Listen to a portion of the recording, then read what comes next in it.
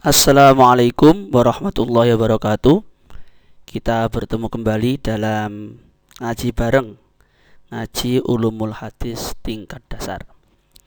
Kali ini kita akan membahas pengertian ilmu hadis riwayah dan diroyah. Pengertian ilmu hadis riwayah dan diroyah.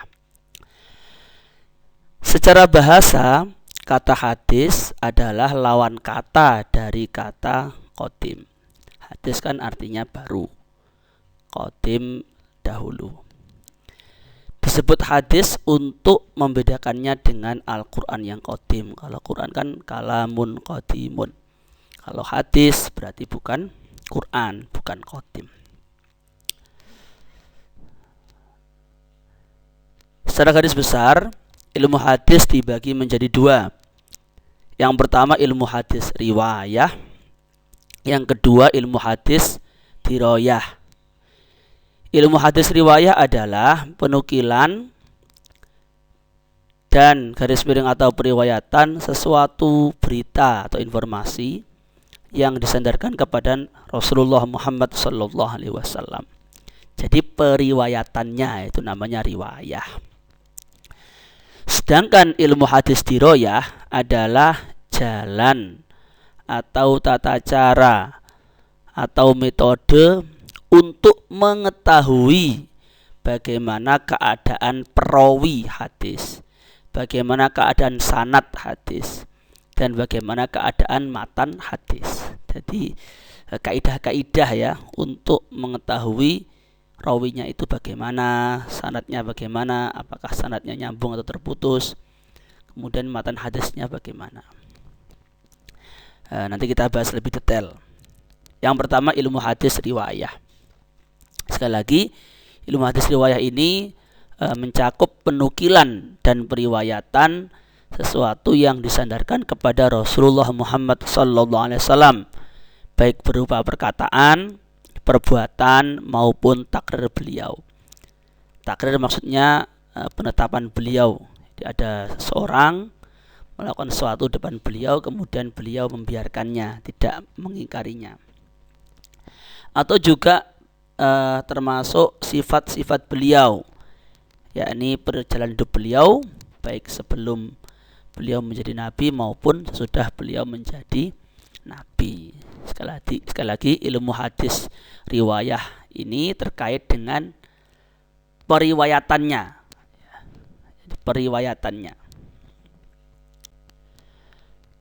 Yang menjadi pokok bahasan ilmu hadis riwayah adalah ya dirinya Rasulullah, perkataan beliau, perbuatan beliau, dan takrir beliau serta sifat-sifat beliau.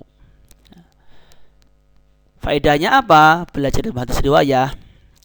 Faedahnya adalah menjaga sunnah nabawiyah. Kita tahu sunnah, kemudian menyebarkannya di antara umat Islam agar sunnah nabawiyah ini tetap terjaga dan tidak sirna, termakan oleh zaman ya. Tokoh pelopor ilmu hadis riwayah Muhammad bin Muslim bin Ubaidillah bin Abdullah bin Syihab Az-Zuhri, lahir 51 wafat 125 Hijriah. Jadi beliau ini seorang tabi'in, muridnya para sahabat, yang dianggap pertama kali membukukan atau mengumpulkan hadis. Dan ini terjadi pada masa pemerintahan Khalifah Umar bin Abdul Aziz. Jadi pada masa beliau memimpin umat Islam, ini berarti Umayyah ya, beliau merasakan atau mengamati ini banyak ulama yang sudah meninggal, banyak sahabat-sahabat yang sudah meninggal. Ini beliau punya kekhawatiran nanti kalau tidak ada yang menulis hadis, tidak ada yang mengumpulkan hadis, bisa jadi akan hilang nanti. Memang selama ini sudah ada sebagian orang yang menulis hadis, cuma kan tidak masif ya.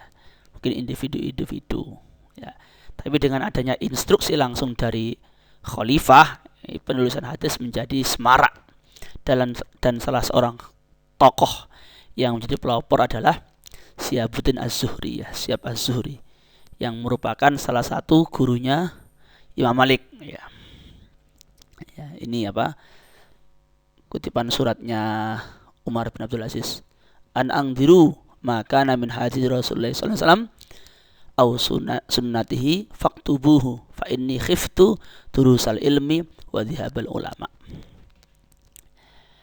Cuma untuk bukunya kita tidak mendapatkan ya. Kita dapatkan ya hanya informasi bahwa beliau melakukan pelopornya. Kalau buku hadis tertua yang sampai kepada kita, kalau nggak salah insya Allah Al-Muwatta'nya Imam Malik, itu kitab hadis tertua yang sampai kepada kita. Kalau kitabnya Az-Zuhri ini, gurunya Imam Malik ini, tidak tahu sekarang di mana ya. Mungkin karena apa ya? Tidak ada yang menjaga, akhirnya hilang. Yang kedua, ilmu hadis dirayah. Disebut juga dengan ilmu mustalah hadis. Ilmu mustalah hadis adalah ilmu tentang peraturan-peraturan atau al-qanun yang dengannya diketahui keadaan sanad dan matan. Ilmu tentang peraturan-peraturan yang dengan peraturan tersebut diketahui keadaan sanad dan matan. Sanadnya nyambung atau putus, rijalnya hadis, perawi hadisnya adil atau tidak, dhabit atau tidak, kemudian matannya bebas dari syad atau tidak, bebas dari ilat atau tidak. Nah, itu semua nanti dibahas dalam ilmu mustalah al-hadis. Nah, pembahasan kita ke depan nanti ya berkutat pada permasalahan ini, ilmu mustalah hadis. Penjelasan definisi. Al-qanun, sesuatu yang mengikat masalah-masalah yang kecil, baik berupa definisi maupun kaidah-kaidah. Jadi yang akan kita bahas di ilmu ulumul hadis ini adalah nanti definisinya hadis sahih itu apa, definisi hadis hasan itu apa, hadis dhaif itu apa, mauquf itu apa, maqtu itu apa, marfu itu apa, dan seterusnya. Sanad, jalan yang menyampaikan kepada matan. Maksudnya orang-orangnya ya, yang merawikan hadis dari syekh ke syekh, dari guru ke guru, hingga sampai kepada lafaz hadis. Matan itu berarti akhirnya sanad. Teks hadisnya itu matan. Bisa berupa perkataan Nabi ataupun berita tentang perbuatan beliau. Ini contoh, misalkan dalam Sahih Bukhari, beliau mengatakan, hadatsana Abdullah ibnu Yusuf, akhbarna Malik an Abi Zinad, anil A'raj an Abi Hurairah. Ya. Abdullah bin Yusuf, Malik, Abi Zinad, A'raj, Abu Hurairah, itu namanya sanad, rantaian sanad gitu. Kemudian qala Rasulullah sallam, ta'amul itsnain kafis salasah wa ta'amul salasah kafil arba'ah. Nah, ini ta'amul itsnain kafis salasah wa ta'amul salasah kafil arba'ah, itu namanya matan hadisnya. Nah, ini nanti yang diteliti dalam ilmu hadis dirayah atau mustalah hadis ya, ini terkait dengan sanad dan matan, ini pembahasannya. Objek kajian ilmu hadis dirayah, orang yang meriwayatkan dan apa yang diriwayatkan, jadi sanadnya dan matannya. Faedahnya adalah mengetahui hadis yang diterima dan yang ditolak, mengetahui hadis yang diterima dan yang ditolak, termasuk nanti menjaga umat Islami dari pemalsuan hadis. Pelopor ilmu hadis dirayah Al-Qadhi Abu Muhammad Al-Hasan bin Abdurrahman bin Khilad, yang masyhur dengan sebutan Ar-Ramahurmuzi. Ar-Ramahurmuzi hidup sekitar tahun 265 sampai 360 Hijrah. Ini pada zamannya Abbasiyah ya, Abbasiyah agak belakang itu ya. Beliau dianggap sebagai orang pertama yang mengarang kitab khusus tentang mustalah hadis. Kalau kitab yang mengandung kaidah hadis ya ada sebelumnya. Contoh Arisalahnya Imam Syafi'i itu juga di dalamnya termasuk menjelaskan tentang kaidah penggunaan hadis. Tetapi kitab yang khusus membahas mustalah hadis yang dikenal dalam sejarah Islam itu adalah kitab Al-Muhaddis Al-Fadil Bainar Rawi wal Wa'i, yang ditulis oleh Ar-Ramahurmuzi, yang hidup pada zaman Abbasiyah. Lah, selain dua kajian tadi, ilmu hadis riwayah dan ilmu hadis dirayah, ada satu lagi kajian dalam ilmu hadis yang disebut sebagai fiqhul hadis.